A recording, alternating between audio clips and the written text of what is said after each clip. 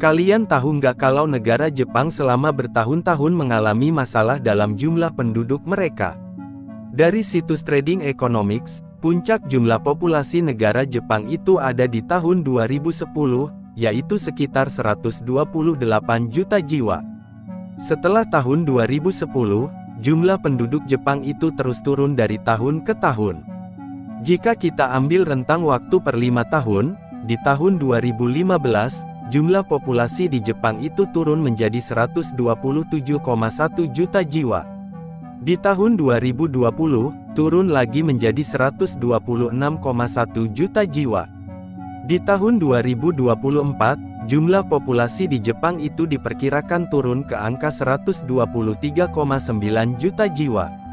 Jumlah penduduk ini sama dengan jumlah penduduk Jepang di tahun 1990 sampai tahun 1991. Ini mengancam perkembangan ekonomi negara Jepang itu sendiri. Pertama, jumlah tenaga kerja mereka yang asli orang Jepang itu terus menurun dari tahun ke tahun, sehingga bisa berdampak pada jumlah produksi mereka yang juga bisa menurun. Hal ini coba disiasati oleh banyak perusahaan dengan merekrut karyawan dari negara lain untuk bekerja di Jepang.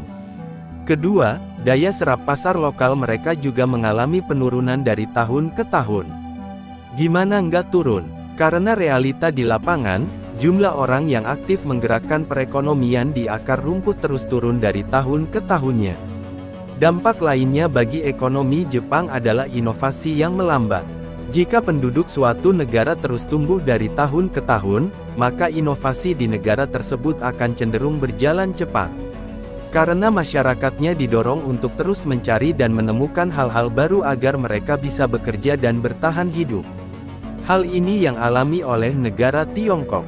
Jumlah penduduk mereka yang terus tumbuh, mendorong negaranya berinovasi dan menemukan hal-hal baru, agar masyarakatnya bisa bekerja dan menggerakkan perekonomian negara.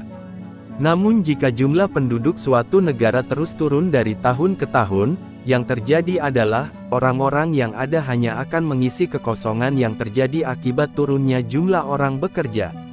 Hasilnya kemampuan berinovasi akan turun.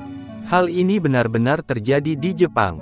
Penurunan jumlah penduduk membuat kemampuan inovasi negara Jepang berkurang.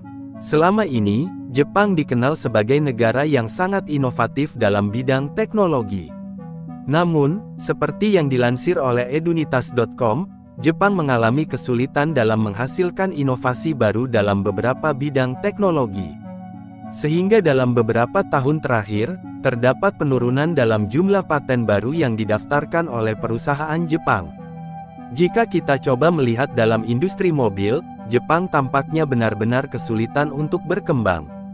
Bahkan di Jepang sendiri, mobil listrik keluaran Toyota kalah saing dari BYD dari segi penjualan di tahun 2024 seperti yang dilansir oleh Jawa Post. Padahal selama bertahun-tahun, merek-merek mobil asal Jepang seperti Toyota, Honda, dan Nissan, menguasai banyak pasar mobil di dunia. Namun sekarang dalam menyongsong teknologi mobil listrik, merek-merek tersebut seakan tak berdaya melawan produsen dari negara lain. Seperti Tiongkok, negara tetangga Jepang ini sudah memulai era baru mobil listrik dan mobil pintarnya. Bahkan Tiongkok sudah berhasil membuat negara Amerika kalang kabut oleh serbuan mobil ekspor listrik mereka ke Amerika.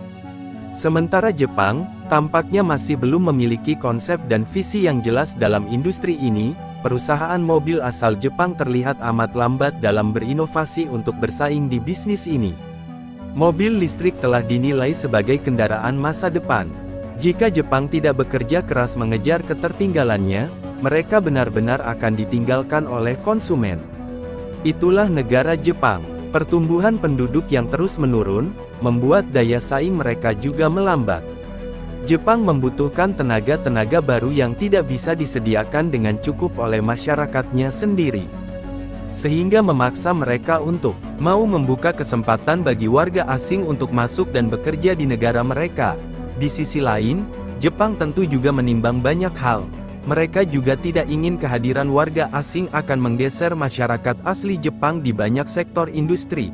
Ini seperti dilema besar yang harus dihadapi Jepang, Semuanya bermula dari tidak maunya generasi muda Jepang untuk menikah dan mempunyai anak, sehingga populasi mereka terus turun dari tahun ke tahun.